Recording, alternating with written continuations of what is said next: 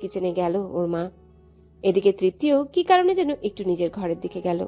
Drawing রুমে তীব্র, দীপ্তি আর ওর ভাগ্নি। তীব্র দীপ্তির উদ্দেশ্যে বলল, তোমাদের দুজনের কি আজ রাস্তায় দেখা হয়েছে? না তো। ও, দীপ্তি সকালে কল দিয়ে বলেছিল অনেক দিন ধরে দেখা হয় না আমাদের, তাই আজ দেখা করতে। সেই জন্য ঘুরতে বেরিয়েছিলাম আমরা। ঘোরাঘুরি শেষ করে বাড়ি চলে যাব, তখন ও আমাকে জোর করে নিয়ে এলো এখানে। এসেছো, ভালো করেছো। মা তোমাকে অনেক মিস করে, মাঝে মাঝে আসতেই পারো। মা একাই থাকে, ওই একমাত্র তৃপ্তির মায়ের কথা বলার মানুষ। তাহলে তুমি বিয়ে করে নিচ্ছ না কেন? একটা বিয়ে করলে তোমার বউ আন্টির সাথে সময় কাটাতে পারবে। বিয়ে করব সময় হলে। এখনো সময় হয়নি? না, প্রেম তো করছো, বিয়ে করতে সমস্যা কি? এমন না যে মেয়ে পাচ্ছ না। ওটাই সমস্যা, যার সাথে প্রেম করি সেই বিয়ে করতে রাজি না। বিয়ের জন্য আরো সময় লাগবে। তোমার গার্লফ্রেন্ড কি করে? সেনাবাহিনীতে ছিল। এখন নেই? না, বাদ দিয়েছে।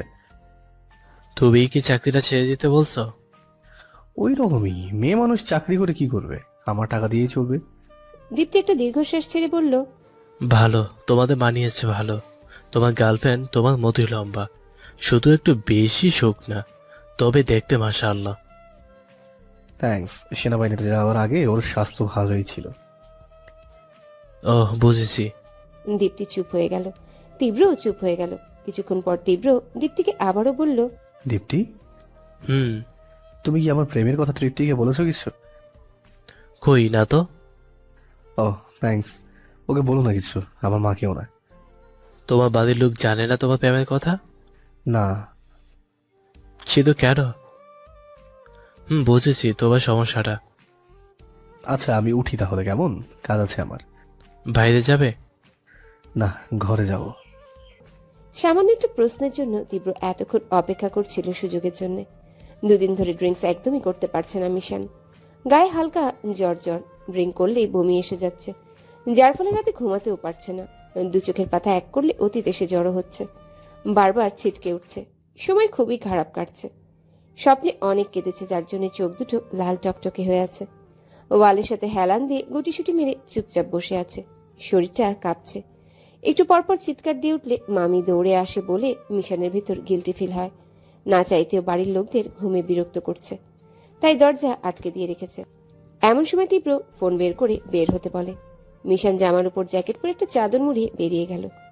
রাস্তার নিরিবিলি স্থানে গাড়ি থামিয়ে বের হয়, গাড়ির উপর বসে বসে সিগারেট টানছে। মিশন বাড়ি থেকে বেরিয়ে তীব্রর কাছে আসে। কি বলুন বলুন। বসো, তারপর বলছি। মিশন তীব্রর পাশে বসতে যাবে, তীব্র বলে ওঠে, দাঁড়াও, আগে বসো না। গাড়ির ভেতর দেখো বোতল আছে কিনা, তারপরে বসো। মিশন উত্তর না দিয়ে তীব্রর পাশে বসলো। কি হলো, আমার কথা শুনতে পাওনি? খাবো না। ভালো হয়ে গেলে নাকি অসুস্থ? কোনোটাই না, ভালো লাগছে না। সানগ্লাস খোলো, মাস্ক তো পরেই আছো। না তো, আপনার প্রবলেম হবে না তো? আমার প্রবলেম তো আগে থেকেই, যাতে অন্য কোনো প্রবলেম না হয় সেই জন্য সানগ্লাস পরে থাকতে বলি। মিশন মাথা নিচু করে নরম স্বরে বলল, আমার চোখটা কি দেখতে অনেক বাজে? না, বাজে না ঠিক, কিন্তু তোমার চোখ আমার ভালো লাগে না। ও, তীব্র ফোনের ফ্ল্যাশ জ্বালিয়ে মিশনের চোখের দিকে ধরতেই মিশন চোখ বন্ধ করে নেয়। চোখটা কেমন লাল হয়ে আছে, ড্রিঙ্কস ছেড়ে ড্রাগস ধরলে নাকি? তীব্র আবারও কড়া স্বরে বলল, এই মিশন, ওয়ার্নিং দিচ্ছি, ড্রিঙ্ক করো সেটা মেনে নিয়েছি বলে ভেবো না ড্রাগস নেওয়া মেনে নেবো। তোমাকে কি পরিমাণ স্পেস দিয়েছি ধারণা আছে তোমার? আরে কি সব বলছেন? ওসব আমি নিই না। চোখ লাল দেখাচ্ছে কারণ আমার ঘুম আসছে, কিন্তু ঘুমোতে পারছি না। তীব্রর জ্যাকেটের পকেট থেকে একটা বক্স বের করে মিশনকে দিল। বক্সটা র্যাপিং করা। নাও, কি এটা? খুলে দেখলে কি চোখ খুলে পড়ে যাবে? মিশন কিছু না বলে কিছুক্ষণ নীরব হয়ে রইল। বক্সটা সাইজে ছোট হলেও অনেকটা ভারী। বুঝতে পারছে না কি এটায়, কিছুটা আন্দাজও করতে পারছে। ভেতরে আগ্রহ নিয়ে র্যাপিং পেপার খুলতে লাগলো। র্যাপিং পেপার আলাদা করে বক্সটা বের করে খুলে দেখলো ভেতরে জিনিসটা দেখে চোখ জলজল করছে মিশনের। তীব্রকে কৃতজ্ঞতা স্বরূপ বলল, থ্যাংক ইউ স্যার। আমি আপনাকে বলে বোঝাতে পারবো না জিনিসটা দিয়ে কত বড় উপকার করলেন। আপনার এই ঋণ আমি কোনো দিন শোধ করতে পারবো না। আমি আপনার কাছে চিরকৃতজ্ঞ থাকবো। তীব্র গম্ভীর মেজাজ দেখিয়ে বলল, এ, ওভার অ্যাক্টিং বাদ দাও। ওভার অ্যাক্টিং আমি করলে আপনিও করছেন। তীব্র চোখ গরম করে তাকালো। তেজ দেখাবেন না স্যার, বিষয়টা আমি ক্লিয়ার করছি। আপনার প্রেজেন্টেশন যেরকম, আমার রিয়েকশনও তেমন। সামান্য সামান্য কটা বুলেট একটা সুন্দর বক্সে করে এনেছেন, ভালো কথা। এটা র্যাপিং করার কোনো মানে হয়? র্যাগিং করা যথেষ্ট উদ্দেশ্য আছে, জার্কিং করা যথেষ্ট উদ্দেশ্য আছে। তুমি বুলেট যেভাবে শেষ করো তাতে মনে হয় রেশনের ডাল ভাত। বুলেটগুলো যে আমার বেতন আর ঘুষের টাকা সব মিলিয়ে কিনতে হয় সেটা বোঝানোর জন্য এই জার্পিং করা হয়েছে। হাওয়ায় গা ভাসিয়ে খাও তো বোঝো না টাকা কামাই করা কত ধার। 15টা বুলেট যেন অন্তত পক্ষে 2 মাস যায়। আগামী 2 মাসে আমি এর দায়িত্ব নিতে পারবো না। ফুরিয়ে গেলে নিজে নিজে কিনে নিও।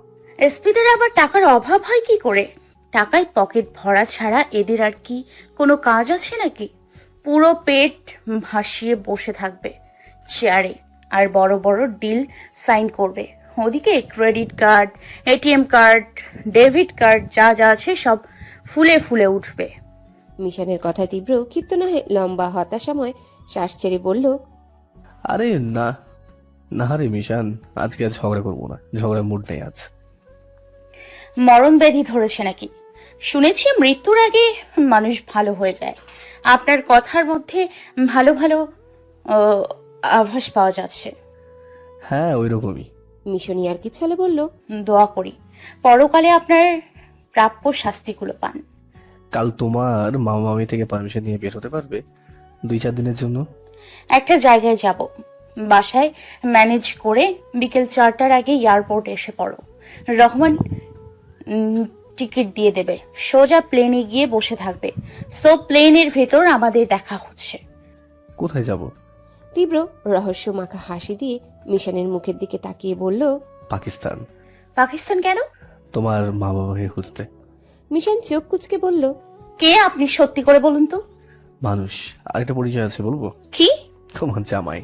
কথাটা বলেই তীব্র কিটকিটে হাসি দিল। মিশন নাক ফুলিয়ে দাঁত চেপে বলল, পিস্তলটার সাথে আনিনি, না হলে এই বুলেট সবগুলো আপনার পেটে ঢুকিয়ে দিতাম। আচ্ছা আনন্দি, যখন আফসোস করে প্যারা নিও না, বাড়ি চলে যাও, কাল সময় মতো এসে পড়ো। আমি যাব না কোথাও। তীব্র কড়া স্বরে বলল। আমি অপেক্ষা করতে পারবো না, প্লেনে উঠে যেন দেখতে পাই। তীব্র গাড়ি থেকে নেমে শরীর মুচড়ে দাঁড়িয়ে বলল, যাও বাড়ি যাও, এগিয়ে দিয়ে আসবো। না, দরকার নেই, বাড়ি যাব না, এখন হাঁটবো। তীব্র মিশনের দিকে তাকিয়ে রইল। মিশনকে একটু রুগ্ন দেখাচ্ছে। মিশনের কপালে তীব্রর হাত চেপে ধরল। তীব্রর হাত ঠান্ডা ছিল বলে মিশন একটু কাঁপুনি দিয়ে ওঠে। জ্বর খুব একটা আসেনি, এটাকে জ্বর বলে না কেউ, কিন্তু তোমার চোখ দেখে মনে হচ্ছে অনেক অসুস্থ। মিশন স্লিপ মেরে গাড়ির উপর থেকে নেমে পড়ে। এগিয়ে দিয়ে আসবো? দরকার নেই, একাই এসছি, একাই যেতে পারবো। মিশন তীব্রকে পাশ কাটিয়ে চলে যাবে এমন সময় ঘুরে দাঁড়ালো। তীব্র পকেটে হাত দিয়ে দাঁড়িয়ে আছে। স্যার? বলো। সত্যি করে বলুন না, আপনি কি করে এত কিছু জানেন আমার সম্পর্কে? তুমি কুয়েত থাকাকালীন আমি আর নিশান অনেক ঘুরেছি, তখন নিশানের থেকে জানতে পেরেছি আর কি। কই, নিঃশান্ত আমায় কখনো বলেনি ও আপনার সাথে ঘুরেছে। তুমি তো আমাকে দেখতে পারো না, তোমাকে বললে তুমি যদি রাগ করো, তাই বলিনি। মিশন তীব্রকে আর কোনো প্রশ্ন করলো না। আনমনে হাঁটতে হাঁটতে দূরের কুয়ার সাথে মিলিয়ে গেল। তীব্র কথাগুলো মিশনের প্রশ্ন থামানোর জন্য বলেছে। মিশনের মনে অনেক প্রশ্ন জমা হয়ে আছে, কিন্তু প্রশ্ন করলো না। হতে পারে নিশান তীব্রর সাথে ঘোরাফেরা করেছে, কিন্তু নিশান মিশনের অতীত সম্পর্কে স্বয়ং নিশানও অবগত নয়। নিশান জানতো দীপের বাবা মা ওর আপন মামা মামি, আর ওর বাবা মা মারা গেছে একটা অ্যাক্সিডেন্টে। যদিও ওদের রহস্যময় অতীতটা নিশান জানতো, তাহলে বারবার সে বিষয় নিয়ে নিশান নানা রকম প্রশ্ন মিশানকে করত। আর মিশন না চাইতেও বারবার অতীতে ডুবে যেত, পরিস্থিতি অন্যরকম হয়ে যেত। সেসব কিছু বিচার করে দীপের বাবা মা, দীপ, মিশান সবাই মিলে অতীতের অংশটুকু নিশানের থেকে হাইড করে নতুন করে গল্প সাজিয়ে বলেছে। তীব্রর মধ্যে কিছু একটা ব্যাপার আছে যার জন্য ও মিশানের ব্যাপারে এত কিছু জানে। মিশান তীব্রর ব্যাপারটা মাথায় নিতে পারছে না। কিছু একটা কানেকশন আছে তীব্রর সাথে মিশনের অতীতের, কিন্তু কি সেই কানেকশন সেটাই মাথায় ধরছে না। এতগুলো দিন তীব্রর সাথে পরিচয়, অথচ মিশান তীব্র সম্পর্কে কিচ্ছুই জানে না। যতবার তীব্রকে ফলো করে ওর ব্যাপারে জানার চেষ্টা করেছে, ততবারই তীব্রর কাছে ধরা খেয়ে তীব্রর বাড়ির ঠিকানা জানার জন্যও চেষ্টা চালিয়েছে, কিন্তু কোনোভাবে পারেনি সেটা। তীব্র কিভাবে যেন সব বুঝে যায়। সকালবেলা ঘরের ভিতর রাউন্ড দিতে দিতে দাঁত ব্রাশ করছে, এমন সময় তীব্রর ফোনে কল আসে। তীব্র ফোনের স্ক্রিনে তাকিয়ে দেখে এসবি থেকে কল এসেছে। নাম্বারটা মোশাররফ স্যারের। মোবাইলটা রেখে বেসিনের সামনে গিয়ে কুলকুচি করে হাত মুখ ধুয়ে আসে। টাওয়েল দিয়ে মুখ মুছার সময় আবারও ফোনের রিং হলো। এবার ফোন হাতে নিয়ে রিসিভ করলো। আসসালামু আলাইকুম স্যার। ওয়ালাইকুম আসসালাম। তীব্র, কেমন আছো? আপনার ফোন রিসিভ করার আগেও ভালো ছিলাম, এখন কেমন আছি বলতে পারলাম না। তবে আপনার কলটা কেটে দেওয়ার পর বুঝতে পারবো যে কেমন আছি। রেগে আছো এখনো? রেগে থাকবো কেন স্যার? কতদিন হয়ে গেল এসব থেকে চলে গেছো, একটা বার এসে দেখা তো করো নাই, খোঁজ খবরও নাও না। স্যার আপনার মেয়ে আমার মায়ের ছেলের বউ না যে উইদাউট এনি রিজন আপনাদের খোঁজ খবর নিতে যাব। তীব্র, তুমি ছেলে ও মানুষ হিসেবে যথেষ্ট ভালো, কিন্তু একটা মেয়ের স্বামী হিসেবে কখনোই ভালো হতে পারবে না। সেরকম সম্ভাবনা থাকলে আমি অবশ্যই আমার মেয়েকে তোমার সাথে দেওয়ার চিন্তা করতাম। কেন স্যার, আমাকে কি এতটাই ফিজিক্যালি আনফিট লাগে? বাচ্চা কাচ্চা জন্ম দিতে পারবো না? আমি সেরকম কিছু বলিনি, তুমি যথেষ্ট ফিট সব দিক দিয়ে। শুধু শারীরিক সামর্থ্য আর আর্থিক সামর্থ্য থাকলেই একজন যোগ্য স্বামী হওয়া যায় না, ব্যবহারেরও ব্যাপার স্যাপার আছে। মেয়ে মানুষ অত্যন্ত নমনীয় মেজাজের, এরা একটুতেই আবেগপ্রবণ হয়ে পড়ে। তোমার যে ব্যাপারে অনুমান, তাতে তোমাকে যে বিয়ে করবে তার কাঁদতে কাঁদতে জীবন পার হয়ে যাবে। তীব্র নরম স্বরে বলল, কি যে বলেন না স্যার, এতটা নিকৃষ্ট না আমি। বউকে যথেষ্ট আদর করব, আপনার মেয়েকে দিয়েই দেখেন। আমার দিন এতটাও খারাপ আসেনি যে তোমার কাছে আমার মেয়েকে দিব। স্যার চেতেন কেন? ব্যাপারটা ভেবে দেখুন না। আপনার মেয়ের আগের কোনো প্রেম থাকলেও সমস্যা নেই আমার। আপনি চাইলে আপনার সম্পর্কটা জামাই শ্বশুর সম্পর্কে বদলাতে পারে। বিশ্বাস করুন স্যার, আমি শুধু আপনার মেয়ে না, আপনার সাথেও ভালো ব্যবহার করব। তীব্র, ওসব কথা রাখো, এখন কাজের কথায় আসো। Okay sir. একটা প্রশ্ন স্যার, আপনার মেয়ের LLB-টা কি এখনো কমপ্লিট হয়নি? একটা ব্যাপার ভেবে দেখুন স্যার, আপনার মেয়ের সাথে ঝগড়া লাগলে জমবে ভালো। সেও তো তর্কের উপর শিক্ষাগত ডিগ্রিধারী, আমিও প্র্যাকটিক্যালি ডিগ্রিধারী। বেশ মাখো মাখো সম্পর্ক জমে যাবে স্যার। উপোস তীব্র, তুমি থামো একটু, কাজের কথায় আসো প্লিজ। কাজ কি স্যার? আপনার সাথে তো এখন কোনো কাজ নেই। আপনি কি আমার খোঁজ খবর নেওয়ার জন্য ফোন দেননি? মোশাররফ স্যার অনুনয়ের স্বরে বলতে লাগলো। তীব্র, একটু অফিসে আসতে পারবে? দরকার ছিল খুব। কেউই না বাদ, তীব্রর কাছে কেউ দরকার ছাড়া আসে না। যারা দরকার ছাড়া আসে তাদেরকে তীব্র পছন্দ করে না। কিন্তু স্যার, আমি এক্সট্রিমলি সরি স্যার, আমি বাংলাদেশে নেই। তীব্র, বাংলাদেশের সিম দিয়ে অন্য কোনো দেশ থেকে কথা বলা যায় না। স্যার আমি বাংলাদেশের বাইরে সীমানাতে আছি, বর্ডারের কাছে। ওপাশে টাওয়ার থেকে সিমের সিগন্যাল পাচ্ছে, তাই এখনো কথা বলা যাচ্ছে। 2-1 সেকেন্ডেই হয়তো কলটা কেটে যাবে। ডক্টর দেখাতে কর্ণাটক যাচ্ছি। প্লিজ তীব্র, একটু দেখা করো, বেশি সময় নিব না তোমার।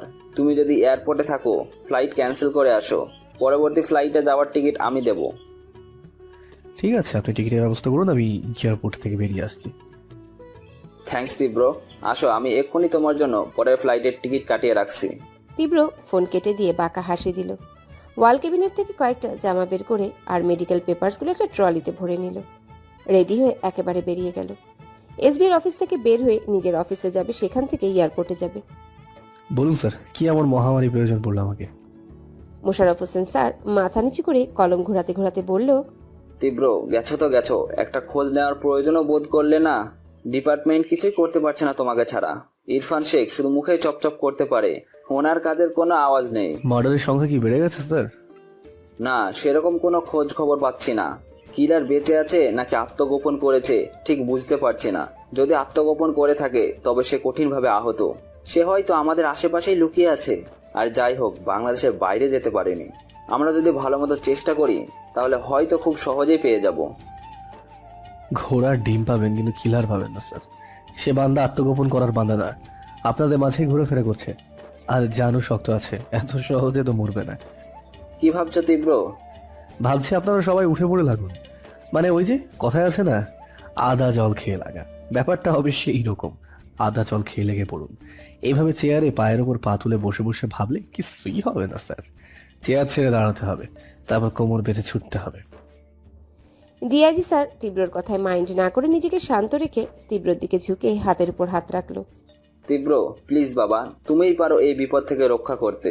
অ্যাডিশনাল আইজি স্যার আমাকে বারবার জোর দিয়ে বলছে তোমাকে কনভিন্স করতে। আর আইজি স্যার তো জানেই না আমরা সামান্য একটা কিলারকে ধরতে এত হিমশিম খাচ্ছি। অ্যাডিশনাল আইজি স্যার ওনাকে কোনো মতে 7-5 বুঝিয়ে চুপ রেখেছে। বাঙালি ছোটখাটো ভুলেই ধরা খায়। এই সামান্য একটা কেসের জন্য শেষকালে আবার সাসপেন্ড হয়ে না বসি। আর 1 বছর পরেই আমার পেনশন। সবাই আমার ওপর চাপ দিচ্ছে তোমাকে বোঝানোর জন্য, কারণ তোমার সাথে আমার সম্পর্কটা ভালো। সবাই জানে তোমাকে আমি ভালো কনভিন্স করতে পারি। তীব্র মোশাররফ হোসেন স্যারের দিকে তাকিয়ে তুচ্ছ হেসে বলল, আপনার সাথে আমার ভালো সম্পর্ক স্যার। অবশেষে আপনার মেয়েকে আমার কাছে দিতে রাজি হয়েই গেলেন। তীব্র প্লিজ আর কি করো না। আপনার সাথে আমার ইয়ার্কি সম্পর্ক? আমি বলেছি আপনি চাইলে আমাদের সম্পর্কটা জামাই শ্বশুরে রূপান্তরিত হতে পারে। মোশাররফ হোসেন নার্ভাস মুডে তীব্রকে বলল, তীব্র প্লিজ এখানে আমার মেয়েকে টেনো না। স্যার আপনি আমার সিনিয়র, কেন আমাকে তেল মেরে রিকোয়েস্ট করেন? আপনি করবেন অর্ডার। গাম্ভীর্যপূর্ণ স্বরে আমার দিকে চোখ গরম করে ভারী গলায় বলবেন, তীব্র ইটস অ্যান অর্ডার। এটা তোমাকে করতেই হবে, করতে হবে মানে করতেই হবে। আমি আপনাদের ওই গরম দৃষ্টির দিকে চোখ ফেলে ভয়ে কাঁপতে থাকবো। চাকরি ছুটে যাওয়ার ভয়ে আমি আপনাদের কথায় নাচবো। তা না করে কি প্লিজ প্লিজ করছেন? কি এমন রহস্য লুকায়িত আছে স্যার, যার জন্য আপনারা সিনিয়র আমাকে অর্ডার না করে রিকোয়েস্ট করেন? তীব্র এমন করে বলো না। তোমার বাবা এক সময় আমাদের সিনিয়র ছিলেন। প্রমোশনের জন্য পরীক্ষা দিলে উনি এতদিন আমাদের উপরে থাকতেন। মিনিমাম তাকে আমরা অ্যাডিশনাল আইজি স্যারের স্থানে দেখতাম, কিন্তু উনি অ্যাডিশনাল ডিআইজি অবধি রয়ে গেলেন। উল্টো নিজের পেনশনের আবেদন করে ফেললেন। তুমি আমাদের নিজেদের ছেলের মতো। তোমার সাথে কি জোড়াজুড়ি সম্পর্ক? আমারও একটা ছেলে আছে, ও হতে পারে তোমার থেকে ছোট, কিন্তু তুমিও আমার ছেলের মতোই। ও আচ্ছা, আপনার নিজের ছেলেকে কি যখন তখন বিপদের মুখে ফেলে দেন? মোশাররফ স্যারকে থামিয়ে দিয়ে পায়ের উপর পা তুলে তীব্র কিছু একটা ভাবতে লাগলো। এরপর ঠান্ডা মেজাজে বলল, ঠিক আছে স্যার, আমি আপনাদের একটা সুযোগ দিচ্ছি আমাকে নাচানোর। তীব্রর কথা শুনে ওনার মুখে হাসি ফুটল। উনি কিছু বলার আগে তীব্র বলে উঠল, তবে আমার একটা শর্ত আছে। আমার যে পেপারসগুলো আপনারা সিনিয়ররা সিন্ধুকে ভরে রেখেছেন সেখান থেকে বের করে আমাকে দিয়ে দিন। আমি প্রমিস করছি যা বলবেন তাই করব। মোশাররফ হোসেন হতাশাময় একটা নিঃশ্বাস ছেড়ে বলল, তীব্র এটা হয়তো কখনোই সম্ভব হবে না। কাজটা তোমার বাবার বুদ্ধিতে করা হয়েছিল ঠিকই, এখন তোমার বাবা বললেও ওগুলো ফেরত দেওয়া সম্ভব না।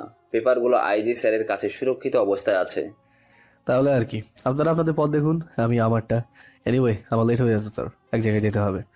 ব্যাপারটা ভেবে দেখো তীব্র, তুমি চাইলে তোমার প্রমোশনের ব্যবস্থা করতে পারি। ধন্যবাদ স্যার, কিন্তু দরকার নেই, উঠি আজকে। বেঁচে থাকলে আবার দেখা হবে। কারণ তীব্র আর যাই হোক কোনো উদ্দেশ্য ছাড়া মিশনকে ডাকে না। অনিচ্ছা থাকা সত্ত্বেও আসতে হলো ওর সাথে এই কারণেই। ব্যাঙ্গালোর এয়ারপোর্টে ল্যান্ড করতে ওরা নিকটবর্তী একটা হোটেলে আসে। যেহেতু তীব্রর এখানে প্রায়ই আসতে হয়, তাই এখানকার হোটেল ও গাইড পরিচিত ছিল। এক প্রকার রেগুলার কাস্টমার বলা যায় ওকে। একটা রুম বুক করায় মিশন অনেকটা ক্ষিপ্ত হলো তীব্রর উপর, কিন্তু কিছুক্ষণ পরেই মুড ঠিক হলো। রুমে দুটো সিঙ্গেল বেড ছিল। পরের দিন তীব্র মিশনকে হোটেলে রেখে একাই হসপিটালে চলে যেতে নেয়। একা একা থাকতে হবে ভেবে মিশন তীব্রর সাথেই গেল। তীব্র ডক্টরের চেম্বারে ঢোকার পর মিশন ওয়েটিং রুমে বসে থাকে। যেহেতু দুজনের দুরকম ভাষা, তীব্র আর ডক্টর ইংরেজিতে কথোপকথন করছেন। কয়েকটা টেস্ট দেওয়ার পর সেগুলোর রিপোর্ট নিয়ে ডক্টরের সামনে বসে আছে। ডক্টর রিপোর্ট দেখছেন। মিস্টার তীব্র, আপনার রুটিনের সবকিছুই ঠিক আছে, বাট 3টি কারণে আপনার অবনতি ঠেকছে না। সিগারেট আর রাত কিচেনে গেল